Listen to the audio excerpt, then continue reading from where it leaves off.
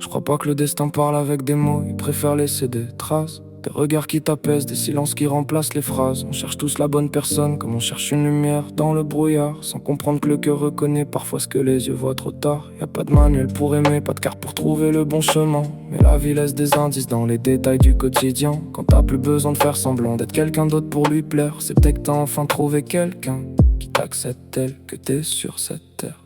La bonne femme c'est pas celle qui promet que ça sera toujours facile, c'est celle qui reste debout quand les journées deviennent difficiles. Elle cherche pas à te changer, elle essaie juste de te comprendre. Elle transforme les tempêtes en raison d'encore attendre. Avec elle les conversations n'ont plus besoin d'être parfaites, même les plus longs silences deviennent une preuve de confiance secrète. Tu comptes plus les heures passées parce que le temps paraît moins lourd, et tu comprends que le bonheur se cache souvent dans les choses de tous les jours. Elle devient ce calme que t'attendais sans vraiment le connaître, comme un soleil discret qui réchauffe sans jamais disparaître.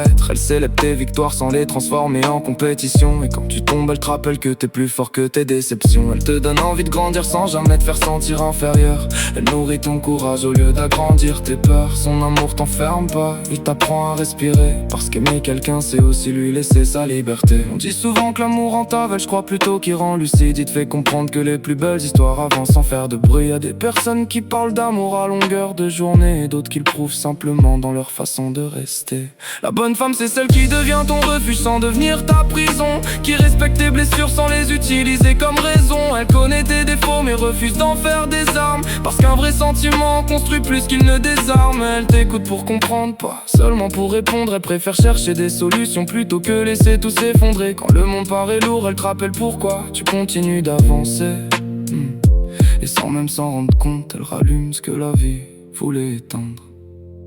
C'est pas les papillons des premiers jours qui décident une histoire, c'est les choix qu'on fait quand l'habitude remplace les grands soirs. L'amour c'est pas de chercher quelqu'un qui efface toutes tes douleurs, c'est trouver une personne qui te donne la force d'affronter tes peurs. Alors arrête de courir après les apparences et les promesses faciles. Le vrai bonheur porte rarement les vêtements les plus visibles. Regarde celle qui t'apporte la paix au lieu du doute permanent, parce que les plus belles histoires commencent souvent dans le calme, pas dans le bruit des sentiments. Au fond la vie nous souffle toujours quelques réponses sans jamais les crier. À nous d'ouvrir les yeux avant de laisser passer ce qu'on cherchait, car la bonne personne ne change peut-être pas le monde autour de toi, mais elle change la manière dont tu regardes chacun de tes pas.